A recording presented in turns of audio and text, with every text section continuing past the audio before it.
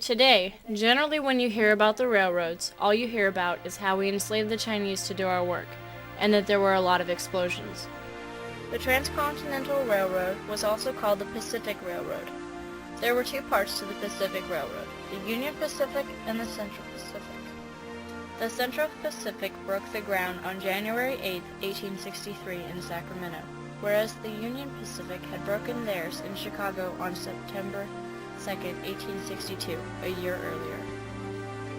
There were many casualties on the railroads, but still the workers plunged further, keeping their eyes on the goal, to make it easier to travel and to help the nation become even stronger. The railroad was well on its way to becoming a grand mode for transportation when we began having difficulties. There were indeed a lot of explosions, and in a sense the Chinese did our work, but they were paid. Our government gave them less money than that of American workers, but the Chinese were used to lower wages, and that fact was one that helped the government choose who would be working on our railroads in the first place. The building of the railroads was not only dangerous for the workers, but also for the Indians. Buffalo ran onto the railroad passing ways and were shot, depleting the Indians of food and clothing, which may have been the cause of several native raiding parties that inhibited the construction of the railroad. There were mostly Chinese workers, but there were also Irish and Mormons that had had their own interests in mind while helping construct the railroads. The Chinese were practically brought over the border to work our mountains into something we could use. The Mormons, on the other hand, wanted to have more access to their central towns. By working on the railroads, it ensured that these towns would be more easily accessible to visitors, and therefore would actually make a profit.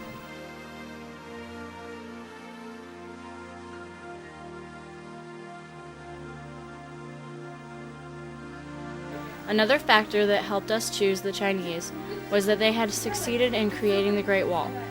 The Great Wall had had many risks included in its construction. In realizing that the Chinese had already conquered a fear of potential casualties that the Americans were acquiring, made the help of the Chinese even more desirable. But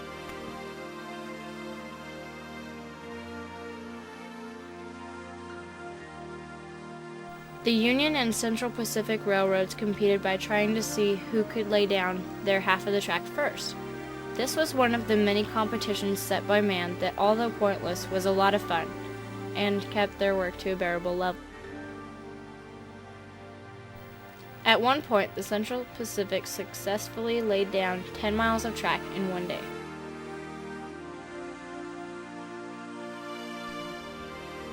the federal government wanted to bind the country together and squeeze out the Union's supporting members. By building a railroad, the United States would be more successful in transporting messages, supplies, trade, and connecting the west and east sides of the country.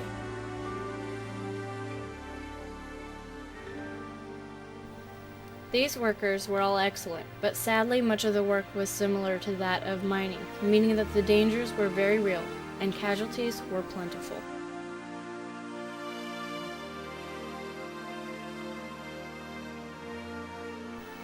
On May 10th of 1869, the Union and Central Pacific Railroads met at Promontory Point, Utah, completing the Transcontinental Railroad.